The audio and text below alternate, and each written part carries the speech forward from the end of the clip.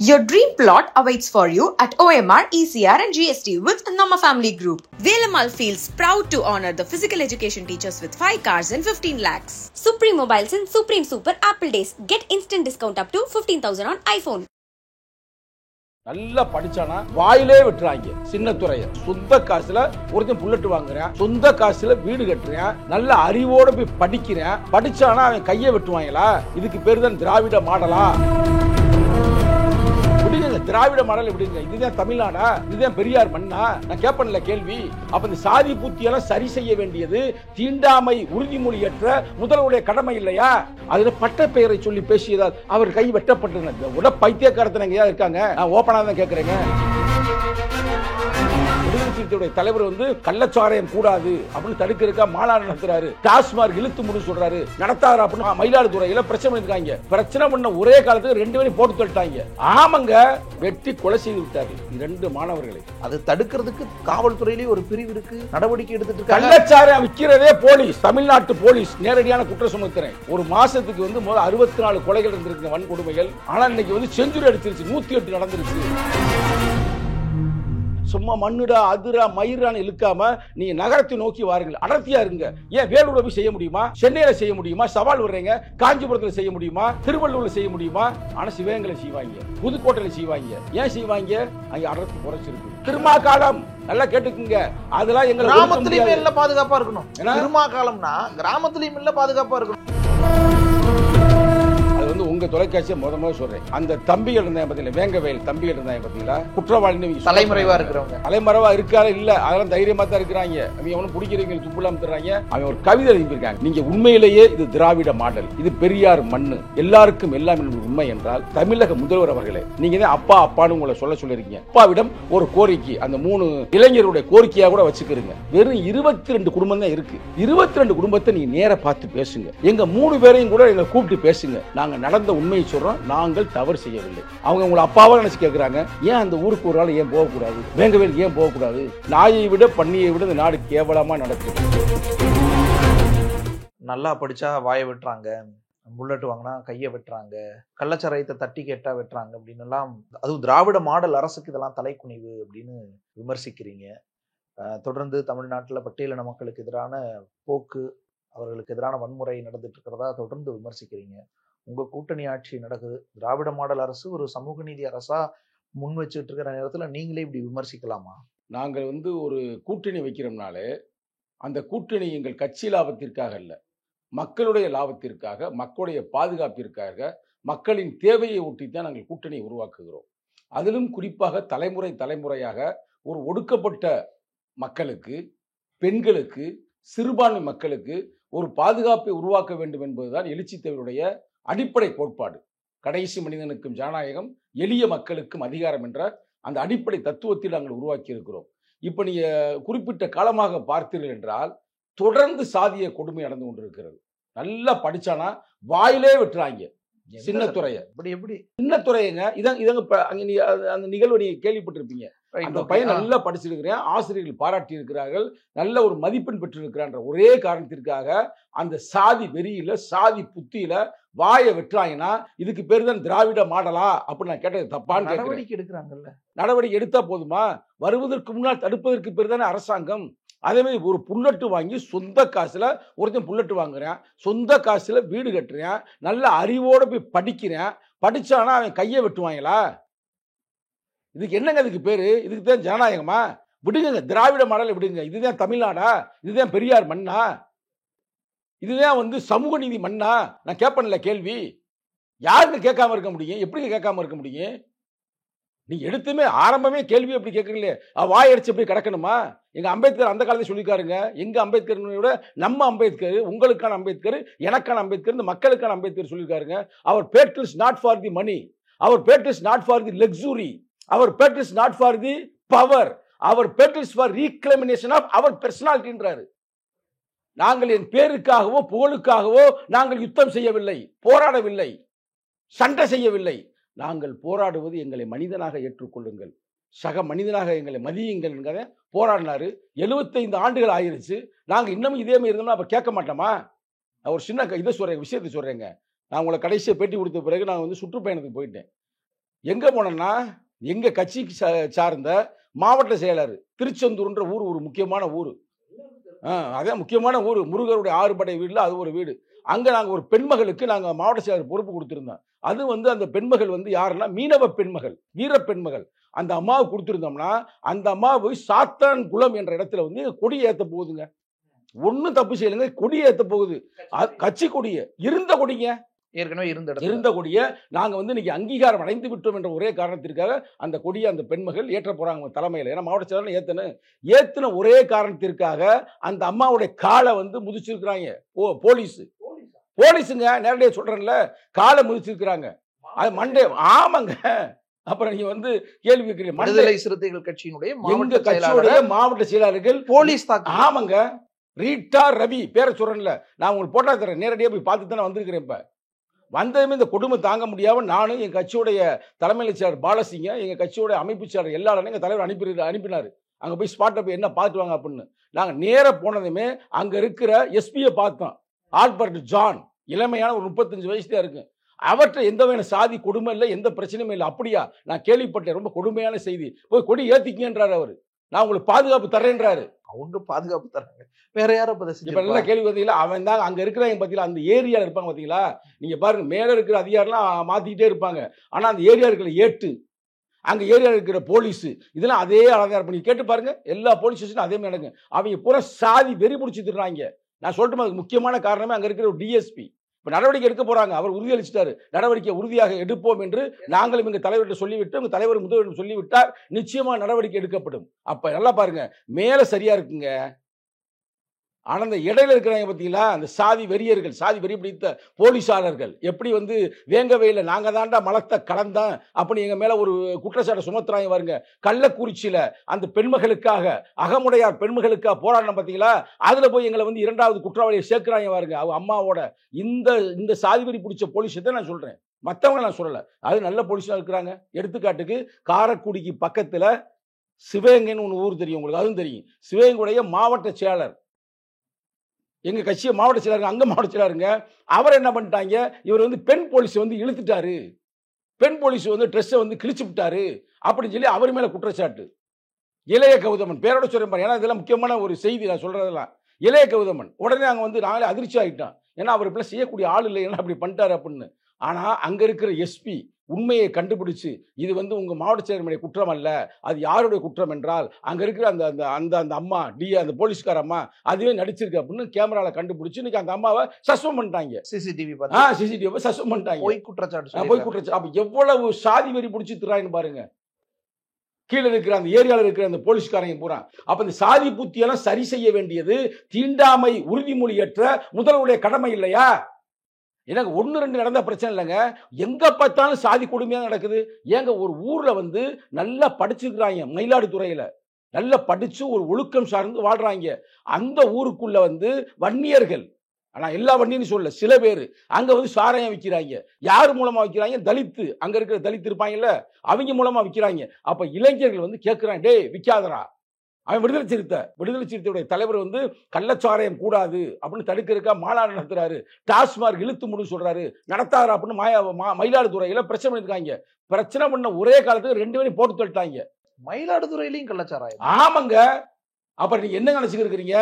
வாய் அடிச்சுட்டு கம்முன்னு கிடக்க சொல்றீங்களா? மூடிட்டு. கள்ளக்குறிச்சியில அவ்வளோ பெரிய ஒரு நிகழ்வு நடந்து இவ்வளவு பேர் செத்து தமிழ்நாடு முழுக்க நடவடிக்கைகளை முடுக்கி விட்டு மறுபடியும் கள்ளச்சாராயம், அதுவும் டெல்டால கள்ளச்சாராயம், அதை தடுக்க போன பசங்களை இளைஞர்கள் வெட்டி கொல்லப்படுறாங்க, வெட்டி கொலை செய்து விட்டார்கள் 2 மாணவர்களை.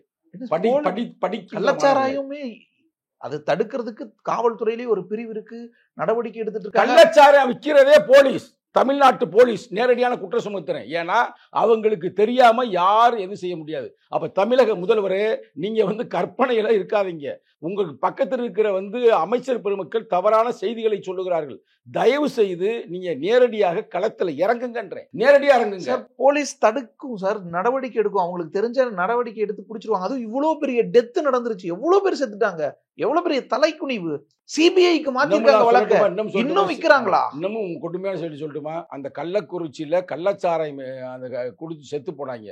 அதே மாதிரி மரக்காணத்துல செத்து போனாங்க. இதை பார்த்துட்டு எங்க தலைவர் மனம் உடைந்து அவர் வந்து டாஸ்மார்க்கே கூடாது, கள்ளச்சாராயம் அப்புறம் இருக்கட்டும், டாஸ்மார்க்கே விற்காதுன்னா மாநாடு நடத்தினேன். அந்த மாநாடு நடத்தும் பொழுது அந்த மாநாட்டில் 2 அமைச்சர்களை அவங்களே அனுப்பிவிட்டாங்க. அமைச்சர்களோட 2ஆம் கட்ட தலைவர்கள் தான் அவங்க கட்சியை பொறுத்த வரைக்கும். யார் அண்ணன் இளங்கோ அவர்களும் இன்னும் அண்ணன் ஆர்எஸ் பாரதி அவங்களும் வந்தாங்க. வந்துட்டு போன பிறகு நீங்க டாஸ்மார்க்கை தாங்க இழுத்து மூடல, ஆனா கள்ளச்சாராயத்தை ஏன் தடுக்கல? என்ன சொல்றீங்க?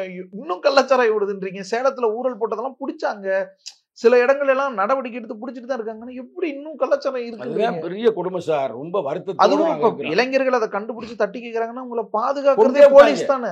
பாதுகாப்புள்ள படிக்கிற இளைஞர்களை, கல்லூரியில் படித்துக் கொண்டிருக்கிற இளைஞர்களை நான் அப்பாட்டை பேசினேன்ல, கொலை செய்துட்டாங்க. இப்ப இந்த கொடுமை என்ன சொல்றேன், இன்னும் எங்க பார்த்தாலும் சாதிய கொடுமைகள் தமிழ்நாட்டில் தலைவிரித்தாடுது. அதுல சில பேர் பெருமைப்பட்டுக்கிறாங்க, உத்தரப்பிரதேசத்தை விட நமக்கு குறைச்சி இருக்கு அப்படின்னு சொல்லி சில பேர் எழுதி போடுறாங்க. உத்தரப்பிரதேச மக்கள் தொகை என்ன, தமிழ்நாட்டுடைய மக்கள் தொகை 7-8 கோடி இருக்குன்னு வச்சுக்க மேக்சிமம். நான் சொல்றது அங்க 24-25 கோடி, எத்தனை மடங்கு அதோட கம்பேர் பண்றீங்க? அதெல்லாம் சரியான நான் கேட்கிறேன். டாப் 10ல இல்ல நம்ம இந்த மாதிரியான மோசமான பதிவுகள்லையும் டாப் 10ல இல்லை. ஆனா இன்னைக்கு தமிழ்நாடு தான் வளர்ந்து கொண்டு இருக்கிறது. இதுல சாதிய வன்கொடுமைகளை 2021 ஏன்னா நான் இவரையும் பார்த்தேன், மதுரையில இயங்கி கொண்டிருக்கிற எவிடன்ஸ் கதிர் செயற்பாட்டாளர், அவர் சொல்றாருல 2021 விட 22 கூடுது, 22 விட 23 கூடுது, 23 விட 24 கூடிருச்சு. வளர்ந்துகிட்டே கொடுமைகள் வளர்ந்து கொண்டிருக்கிறது. மாதத்திற்கு 108 செஞ்சுரி போட்டுருச்சான். ஒரு மாசத்துக்கு முதல்ல 64 கொலைகள் இருந்திருக்கு வன்கொடுமைகள். ஆனா இன்னைக்கு செஞ்சுரி அடிச்சிருச்சு, 108 நடந்துருச்சு, 108க்கு மேல வந்துருச்சு. அப்படின்னா அப்ப என்ன அர்த்தம்? நம்ம ஒரு திராவிட மாற்றம் நம்ம சொல்றோம்னா அப்ப மெயினா என்ன, ஃபண்டமெண்டல் என்ன, கடைசி மனிதனை பாதுகாக்கணும். அப்ப பாதுகாப்பதை தவறுகிறோம் என்றால் அங்க ஏதோ ஒரு குற்றச்சாட்டு இருக்குல்ல. இன்னமும் சொல்றாங்க, அந்த போலீஸ் இலாக்காலாம் கக்கனுக்கு பிறகு, கக்கனு கொடுத்தாரு ஐயா காமராஜர், அதற்கு பிறகு எல்லா முதலமைச்சரும் இந்த கையில தான் வச்சுக்கிறாங்க. நான் கூட்டம் இருந்தாலும் நான் சொல்றேன், அதை தனியாக ஒரு அமைச்சரை கொடுக்கணுமுங்க. தனியாக ஒரு அமைச்சரை போட்டு நீங்க போலீஸை வெறுப்பு விருப்பு இல்லாமல், அது எந்த கட்சியா இருந்தாலும் சரி, தவறு செய்தால் தவறுதான், தண்டனை கொடுங்க. ஏங்க ஒரு கையை ஒருத்தர் வெட்டுறானா சாதாரண கற்பனை பண்ணி பார்க்க முடியுதாங்க? நான் போய் பார்த்தேங்க. எனக்கெல்லாம் இன்னொன்று கொடுமை. நான் ஓப்பனாக சொல்றேனே, தைரியமா சொல்றேனே, நாங்க மட்டும் அங்க போகலைன்னா அந்த பையனை அன்னைக்கு டிஸ்சார்ஜ் பண்ணிருப்பாங்க ஐயா சாமியை. டிஸ்சார்ஜ்? ஆமாங்க, போலீஸ் ட்ரீட்மெண்ட் முடிஞ்சிருக்கும். அதாங்க போலீஸ் என்ன சொல்லிருக்காங்க, பரவாயில்ல சரியாயிருச்சு, நீங்க போய் வீட்டுல இருந்து ட்ரீட்மெண்ட் எடுத்துக்கங்க. அந்த புல்லட்டுக்கு தானே சொல்றீங்க? புல்லட் ஐயா சாமியை தான் நான் சொல்றேன். புல்லட் ஓட்டுனதுக்கு கையை வெட்டினதா என்னாச்சு? 3 நாளைக்கு முன்னாடி நாங்க போறோம், போய் ஹாஸ்பிட்டலே பாக்குறோம், இன்னைக்கு டிஸ்சார்ஜ் அப்படின்னு தம்பி சொல்றேன். என்னடா தம்பி அப்படின்னு நான் கேட்குறேன். இல்லைன்னா அது மாதிரி எங்களுக்கு ப்ரெஷர் இங்கே கொடுக்குறாங்கண்ணே, நிறைய பேர் தலைவர்கள்லாம் வர்றாங்க, தேசிய ஆணையம் SC/ST தேசிய ஆணையம்லாம் இங்கே வருது, உங்களை மாதிரி ஆட்கள்லாம் இங்கே வர்றாங்க, அது ஒரு பரபரப்பாக இருக்குது, ஆனால் வீட்டில் போய் ட்ரீட்மெண்ட் எடுத்துங்க அப்படின்னு எங்களை மறைமுகமாக எங்களுக்கு நெருக்கடி கொடுக்குறாங்க அப்படின்னு ஹாஸ்பிட்டல் வீட்டில் ட்ரீட்மெண்ட் எடுக்கிறாங்க. நாங்கள் நேரடியாக அந்த மதுரை அரசு மருத்துவமனையோட டீன் இருப்பார்ல, டீனு உதவி டீன் 2 பேருமே பார்த்தோம். அவங்க 2 பேருமே உண்மையிலே இந்த நேரத்தில் அவர்களுக்கு நன்றியை தெரிவித்துக் கொள்கிறேன். அவங்க என்ன சொன்னாங்கன்னா, கவலைப்படாதீங்க, யாரும் எங்களுக்கு நெருக்கடி கொடுக்க முடியாது, நாங்கள் டிஸ்சார்ஜ்லாம் பண்ண மாட்டோம், அப்படிலாம் செய்கிறது உண்மையாக இருக்கலாம், ஆனால் நாங்கள் நிச்சயமாக எங்களுக்கு இப்போ நீங்கள் கொண்டு வந்தீங்க இந்த செய்தி, எங்கள் தலைவரும் ஃபோனில் பேசிட்டாங்க, நீ அந்த பிரச்சனை நடக்காது, நாங்கள் அவருக்கு நல்ல ட்ரீட்மெண்ட் கொடுத்து இப்போ கூட ஹாஸ்பிட்டலில் இருக்கிறார், ஒருவேளை அவர் நாளைக்கு டிஸ்சார்ஜ் என்று நான் எண்ணுகிறேன். அப்போ நாங்கள் முழுமையாக அவர் கையை சரி பண்ணி, அவர் வெட்டப்பட்டு அப்படியே தொங்குன மாதிரி வந்துச்சு, நரம்புலாம் அந்து போய் இன்னைக்கு அவர் கையை நாங்கள் சரி பண்ணி அனுப்புகிறோம் அப்படின்னு. இந்த நேரத்தில் 2 பேருமே, டாக்டர் சரவணன் அங்கே இருக்கிறார், அவரே முக்கியமானவர், அவர் இந்த பொறுப்பை நான் ஏற்றுக்கொள்கிறேன்னு இப்போ எங்களோட தொடர்புல கூட இருக்கிறாரு. நல்ல மனிதர்கள் இருக்கிறாங்க. நீங்க தான் சொல்றீங்க உடனே டிஸ்சார்ஜ் பண்ணுவீங்க, நிறைய பொலிட்டிக்கல் ப்ரெஷர் வருது, பொலிட்டீஷியன்ஸ் எல்லாம் வராங்க, SC/ST ஆணையம் வருது, எதுக்குன்னு நேத்து வந்துட்டாங்க தேசிய ஆணையம். அப்ப டிஸ்சார்ஜ் பண்ணலாங்கிற இடத்துல ஏன் அப்ப எப்படி குத்தின்னு பாருங்க. அப்புறம் ஏன் டீன் பண்ணாம இருக்காங்க? டீன் ஒரு நல்ல மனிதனா இருக்கிறாருங்க, நேர்மையான ஆள் இருக்கிறாருங்க.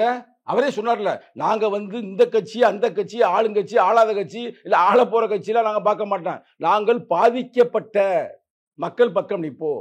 இங்க பாதிக்கப்பட்ட மக்கள் யாருன்னா, துன்பப்பட்டு வந்தவன், நோயாளியாக வந்திருப்பவன், வெட்டுப்பட்டு வந்தவன், அவங்க பக்கத்து தான் நிற்போம். என்ன பிரச்சனை, என்ன பிரச்சனைனாலும் எந்த பிரச்சனை நாங்க எதிர்கொள்ளுன்றாங்க. அப்பா நல்ல மனிதர்கள் இருக்கிறாங்களே. இப்ப இந்த நேரத்துல ஏன்னா எஸ்பியை நான் பாராட்டுறேன், திருச்செந்தூர்ல தூத்துக்குடி SP தாங்க, அவர் ஏன் பாராட்டுறேன், ஆல்பர்ட் ஜான் உடனே போய் ஏத்துக்கன்றாரு. கொடி ஏத்திட்டோம்ல, அவ்வளவு பேர் எங்களை கொடி ஏத்த விடாம தடுத்தாங்க, எங்களை தடுத்து பார்த்துருக்கலாம்ல, நாங்க தான் போனோம்ல.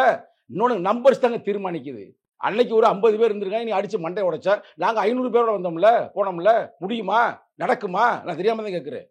அதனால வந்து அது தப்புங்க. நம்பரை வச்சு நீங்க வந்து அளவீடு செய்யக்கூடாது. அங்க வேங்க கூட்டமா போனா பின்னாடி நின்னுறாங்க, கூட்டமா போனா பின்னாடி கம்மியான வர்றாங்க. ஆள் வந்து அடிக்கிறாங்க. அதே எங்க தலைவர் அந்த காலத்திலே சொன்னாரு. எங்க தலைவர் சொன்ன டயலாக் 90களில் நான் எல்லா மேடையும் நான் சொல்லுவேன். போலீஸ் சட்டம் வலியவனை கண்டால் வாலாட்டுகிறது, வளைந்து கொடுக்கிறது, எளியவனை கண்டால் ஏறி மிதிக்கிறது. மிதிச்சுட்டாங்கல்ல, தொடையில மிதிச்சாங்கல்ல, இப்ப எங்களை மிதிச்சு பார்க்க வேண்டியதானே? எங்களை வேங்கவேலுக்குள்ளதே போக கூடாதுன்னு சொன்னாங்க. இது வரைக்கும் நாங்க போன பிறகு யாருமே விடல.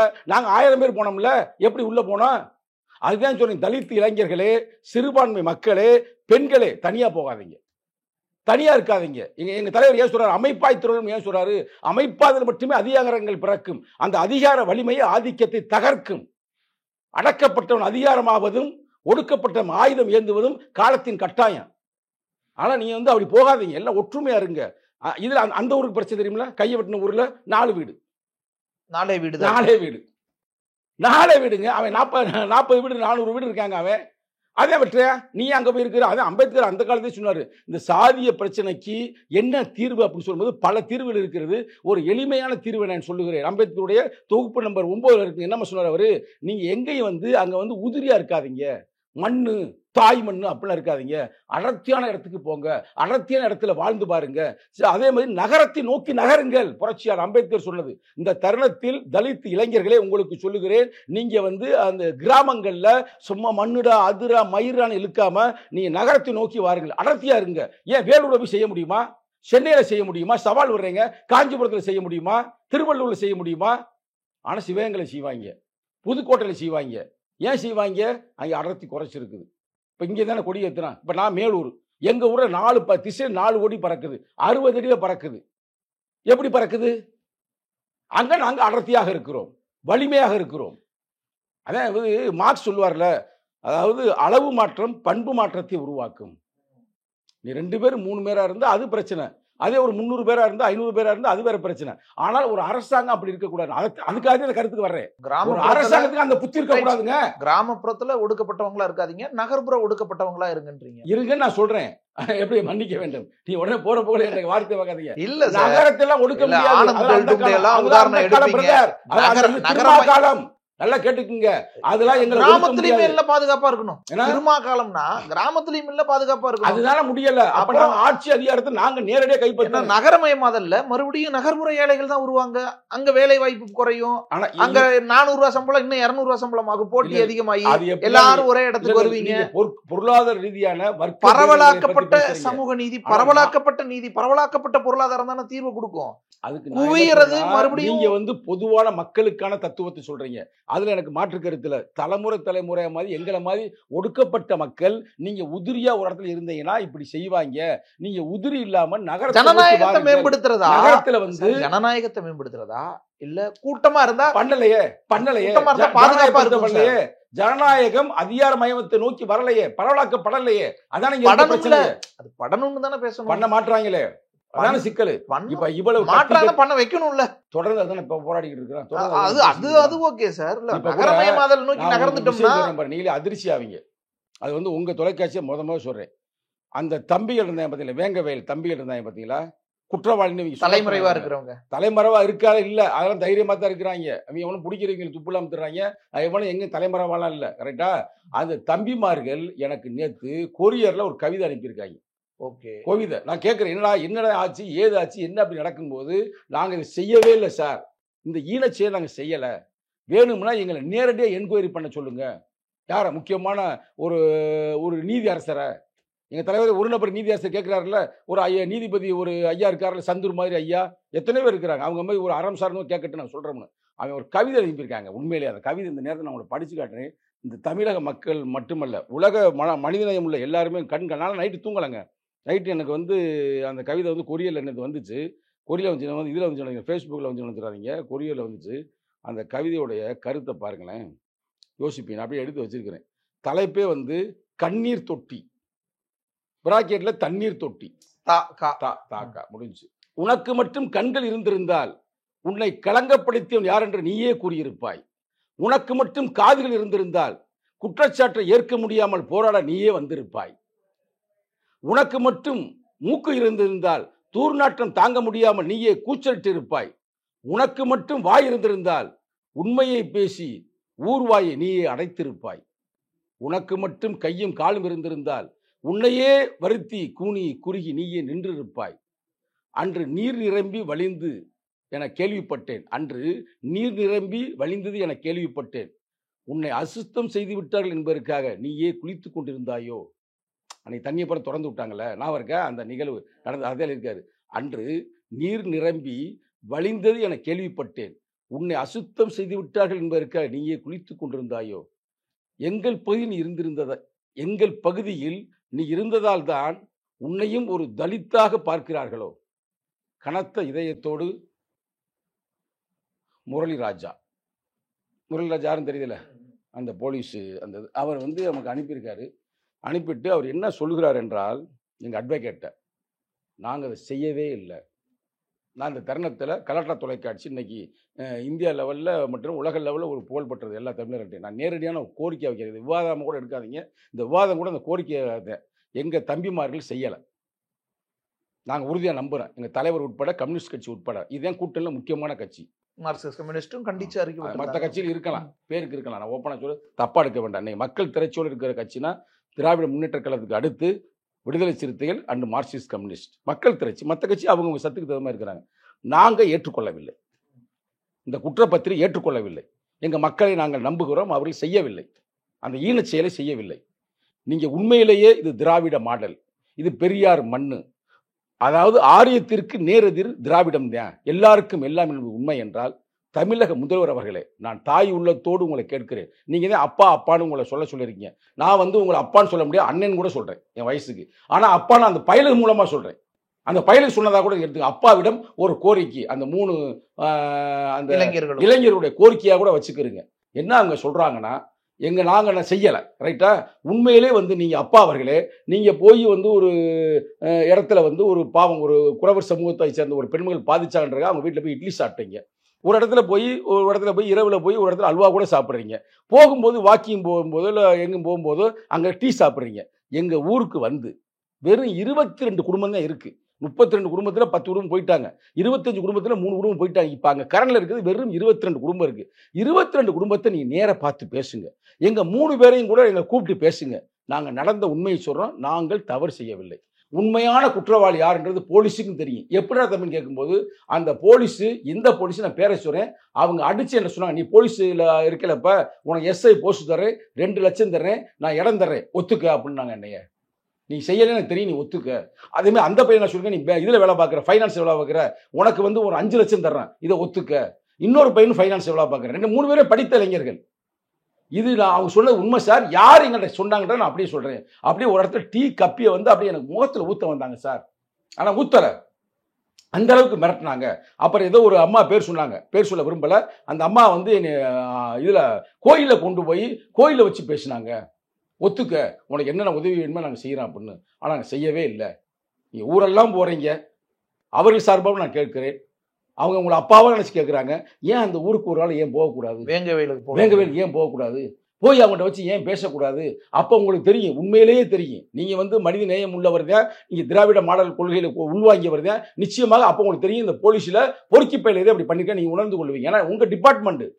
அது மட்டும் இல்லாமல் இவர் ஏன் போகணும்னு சொல்கிறேன்னா, நான் சொல்கிறேன், ஏன்னா விடுதலை இளைஞரணி ஏன் சொல்லுதுன்னா, நீங்கள் தான் சேர்மன், SC/ST கண்காணிப்புக்குள்ள நீங்கள் சேர்மன். முதல்வர் என்பதை விட, அப்பா என்பதை விட, யார் அந்த பையன்களுக்கு யார், நீங்கள் ஒரு சேர்மன். அது ஒரு ரெஸ்பான்சிபிலிட்டி, உங்கள் கடமை.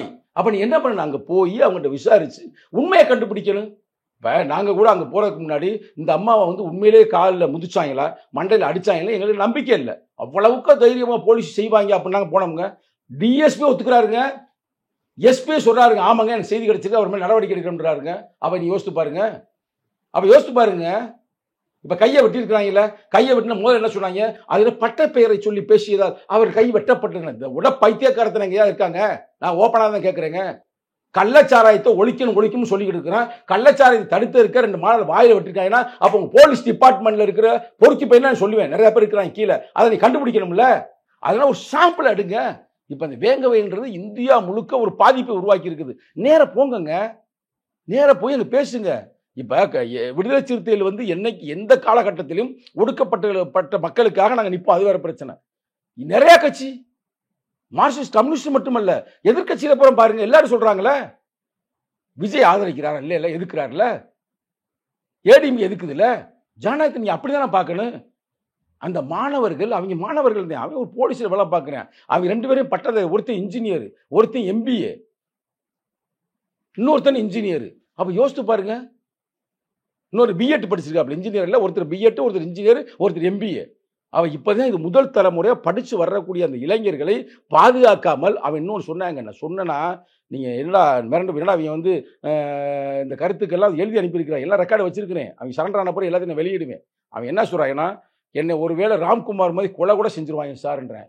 சிறையிலையா எங்கேயாவது போட்டு கூட தள்ளிடுவாங்க. ராம்குமார் எப்படி கொண்டாங்க? இல்ல அது தற்கொலை. நல்லா நினைச்சுட்டே இருக்கு. உங்களை மாதிரி நெறியாளர்லாம் தமிழக மக்களே இந்த இவரே சொல்றாரு, நாடு அறிந்த ஒரு நெறியாளர் சொல்றாரு, ராம்குமார் வந்து தற்கொலை வயறு போ இந்த வீடுங்க என்னை கடிச்சு இது செய்ய கடிச்சு முடியுமா? அதுல இது நடக்கிற காரியம். ஒரு தூக்கு போட்டான்னு சொல்லுங்க, ஏத்துக்கிறலாம். இல்ல எங்கேயும் மேல குதிச்சான்னு சொல்லுங்க, ஏத்துக்கிறலாம். வயரை கடிச்சு திண்டாண்டா அப்படின்னா இது மாதிரி ஒரு பைத்தியக்காரத்தனா அந்த காலத்தில் அண்ணா திராவிட முன்னேற்ற கழக ஆட்சி காலத்தில் நடந்தது. இதற்கெல்லாம் உடந்தையாக இருந்த ஆட்சியாளருடைய கதி என்னாச்சு? யோசித்து பாருங்க, யோசித்து பாருங்க பிரதர். நான் என்ன சொல்ல வரேன்னு உங்களுக்கு தெரியும். வலியவன் என்று நினைத்து எளியவனை அடித்தால், எளியவனை வலியவன் அடித்தால், வலியவனை பூதம் அடிக்கும் சொல்லுவாங்க. இதெல்லாம் பழமொழி. அதுக்காக நான் வேற எதையும் சொல்றேன்னு நீ கம்பேர் பண்ணிட வேண்டாம். அவன் செத்தான். அது மாதிரி தம்பி சொல்றாரு. அவர் போலீஸ்காரர் அச்சத்துல இருக்காரு. என்னை பிடிக்கிற மாதிரி பிடிச்சு கூட என்கவுண்டர் போட்டுருவாங்க. போட்டோம்னா கேஸே முடிஞ்சு போயிருதுல. என்ன சார் குற்றப்பத்திரிகைனா கூட தண்ணி தொட்டில மலத்தை கலந்த ஒரு, அதுவும் தன்னுடைய பர்சனல் விரோதத்தை செஞ்சுட்டாருன்றதான குற்றப்பத்திரிகை. இதுக்கு எப்படி என்கவுண்டர் எல்லாம் பண்ணுவாங்க? அவங்க செய்யலைங்க. அவங்க தானே முக்கியமான இந்த வழக்குக்கெல்லாம் யாராவது என்கவுண்டர் பண்ணுவாங்களா? முக்கியமான ஆளுனா அந்த தம்பி தானே சொல்றேன். இப்ப அந்த தம்பி வந்து இப்ப வந்து உண்மையை உடைக்கிறேன், விட மாட்டேன். அவன் பாப்பா மோகன் மூலமாக உண்மையை சொல்லுவேன். இப்ப அவனை வந்து ஒரு என்கவுண்டர் போடுறதோ இல்ல என்கவுண்டரே கூட போடாம அவனே தற்கொலை பண்ண மாதிரி இப்ப எப்படி பேர் என்ன ராம்குமார் அவர்களை எப்படி வந்து இந்த அசிங்கப்படுத்தி அது வந்து ஒரு தற்கொலைன்னு ஒரு சோடிச்சாங்க பார்த்தீங்களா? கொலைன்னு அது பண்ணது இல்ல பண்ணது கொலைங்க. அது எனக்கு தெரியுமுங்க, எங்களுக்கு தெரியுமுங்க. ஆனா வெளியில என்ன சொன்னாங்க? தற்கொலைன்னு சொன்னாங்கல்ல. அது மாதிரி இந்த பயலை வந்து கொலை செஞ்சுட்டு தற்கொலை செய்து கொண்டார் அப்படின்னா கேஸ் முடிஞ்சிருதுல. பழியோட சாகுறாங்கல்ல. இன்னைக்கு அந்த தம்பியமார்கள் கவிதை எழுதுற அளவுக்கு கவிதை எத்தனை கவிதை எனக்கு அனுப்பிக்கான பாருங்க. கொரியர்ல 10-15 கவிதை இருக்கிறேன். புக்கு போடலாம் பாருக்கு. அந்த தம்பி எழுதியிருக்கிறேன், இன்னொரு தம்பி. அப்ப அவங்க தெளிவாக தான் இருக்கிறாங்க. ஆனா போலீஸு எந்த லெவலுக்கு போவாங்கல்ல. புல்லட்டு ஓட்டி போட்டவனா நீ கையை ஒருத்தி வெட்டி இருக்கிறானா அவனை தூக்கி உனக்கு என்கவுண்டர் போடுறதுக்கு உனக்கு துப்பு இல்லை. நல்லா யோசிச்சு பாருங்க. எந்த குற்றமும் இல்லை. நாங்கள் எல்லாம் விசாரிச்சுட்டோம். ஒருவேளை இந்த பையன் மேலே ஏதாவது வேற குற்றம் இருக்கானா? எந்த குற்றம்லாம் அவங்க தாயிட்டு நாங்கள் பேசிட்டோம். எங்கள் தலைவரும் பேசிட்டார். அப்போ யோசித்து பாருங்க, கற்பனை பண்ணி பாருங்க. அதாவது நம்ம வந்து என்ன சொல்றோம்னா, சங்கி பயில தான் ரொம்ப பண்றாங்க. உத்தரப்பிரதேசத்தை பார், குஜராத்தை பார், மோடியை பார் அப்படின்னு நம்ம சொல்றோம். RSS பார். உண்மைதான், நான் இல்லைன்னு சொல்லல. ஆனா அதே நேரத்தில் இதையும் பார் அப்படின்னு நாங்க சொல்றோம். விடுதலை சிறுத்தையோட இளைஞரணி சொல்லுது. தயவு செய்து இதை வந்து தமிழக முதல்வர் தாய் உள்ளத்தோடு நேரடியாக ஸ்பாட்டுக்கு போய் நீங்க கண்டுபிடிங்க. ஒரு சாம்பிளா உங்களுக்கு உண்மை தெரியும். உலகத்துக்கு நீங்களே உணர்த்துவீர்கள். போலீஸில் பல கருப்பாடுகள் இருக்கிறது. பல கருப்பாடுகள் என்பதை விட சங்கி ஆடுகள் இருக்கிறது. சங்கி ஆடுகளை காயடித்தாதான் தமிழகம் ஒரு முயற்சி, ஒரு முன்னேற்றத்துக்கு வரும்னு நீங்கள் உணர்வீங்க. ஒன்னே ஒன்றுங்க, மதுரையில் போய் மதுரையும் பார்த்தேன். நாங்கள் ஒரு சுற்றுப்பயணமே போயிட்டு வந்தேன். எங்கேயுமே போகாமல் இல்லை. மதுரையில் போய் பார்த்தேன். 144 போட்ட இடத்துல எப்படா கூட்டம் கூடுச்சு திருப்பரங்குன்றத்தில் அப்படின்னு பார்த்தா அதுக்கு முக்கியமான காரணம் அங்கே இருக்கிற கலெக்டர் அம்மா சங்கீதா. அந்த மாதிரி 144 போட்டிருக்கு. வர்றவங்களை கண்டுபிடிச்சி நிப்பாட்டணும் நிற்காம விட்டுருச்சு. அப்போ யோசித்து பாருங்க. அப்போ தமிழக முதல்வருக்கே எதிர்ப்பாக சில ஆட்சியாளர்கள் செயல்படுகிறார்கள் அப்படின்றத எங்கள் தலைவருடைய குற்றச்சாட்டு. இதைத்தான் விடுதலை சிறுத்தையோட இளைஞரணியும் வலியுறுத்துது. அதை கவனமா இருக்கணும். கவனமா, ரொம்ப கவனமா இருக்கணும். ரொம்ப சிக்கலாது. நாங்க கூட்டணியில் இருக்கலாமுங்க, கம்யூனிஸ்ட் கூட்டணியில் இருக்கலாமுங்க. மக்கள் உங்க கூட்டணி விட்டு போயிடுவாங்க. அப்புறம் நீங்க என்னங்க பண்ணுவீங்க? இன்னைக்கு 1 கோடி மக்கள் ஓட்டு போடக்கூடிய ஒரு மக்கள் யாருன்னா தலித்து மக்கள். பெண்கள் வந்து ஆணுக்கு சமமாக ஓட்டு போடுகிறார்கள். பெண்கள் பூரா எங்க பக்கம் நிற்கிறாங்க உங்களுக்கு தெரியுமா? அகமுடியான்ற ஒரு பெண்மகளுக்காக, அதுவும் வந்து அகமுடியார் பெண்மகளுக்காக எங்க கள்ளக்குறிச்சியில யார் போராடினா? விடுதலை சிறுத்தை மட்டும்தான் போராடிச்சு. அந்த காலகட்டத்திலிருந்தே பெண்கள் பூரா எங்க எழுச்சி தமிழ் பின்னாலும் விடுதலை சிறுத்தை பின்னால் வந்து நிற்கிறாங்க. இன்னைக்கு பாலியல் சுரண்டலுக்கு யார் முதல் குரல் கொடுக்குறோம்?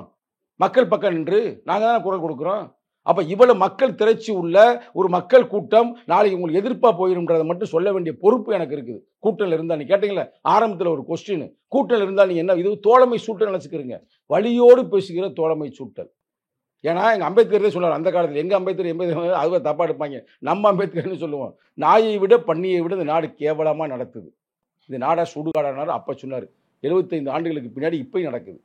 வீட்டுக்கு சென்னையிலே நீ இல்லைன்றீங்க, நம்ம சென்னையிலே போனாலும் வீடு கேட்டாலும் வீடு கொடுக்க மாட்டாங்களாம். உயிர் தானே ஆயுதம், உனக்கு வேற என்ன இருக்குது? உனக்கு சொத்து இருக்கா, சுகம் இருக்கா, இல்லை வேற எதுவும் நிலபலம் இருக்கா? ஒன்றுமே இல்லை. இப்போ தான் ஒரு புல்லட்டை வாங்கினா போட்டு தள்ளிட்டாங்க, இப்போ தான் பள்ளிக்கூடத்துக்கு போனேன் உடனே வாயிலே வெட்டிட்டாங்க. அப்போ இவன் என்ன பண்ணுவேன்? அப்போ கொஞ்சம் பாதுகாப்பாக வந்து சென்னை மாதிரி சிட்டியில் இருங்கடா, கொஞ்சம் பாதுகாப்பாக இருக்கும் அப்படின்றத நான் சொல்ல வரேன். நன்றி சார், உங்களுடைய இணைப்பு நீங்கள் பகிர்ந்ததுக்கு நன்றி, வணக்கம். Your dream plot awaits for you at OMR, ECR and GST with Nama Family Group. Velamal feels proud to honor the physical education teachers with 5 cars and 15 lakhs. Supreme Mobiles and Supreme Super Apple Days. Get instant discount up to 15,000 on iPhone.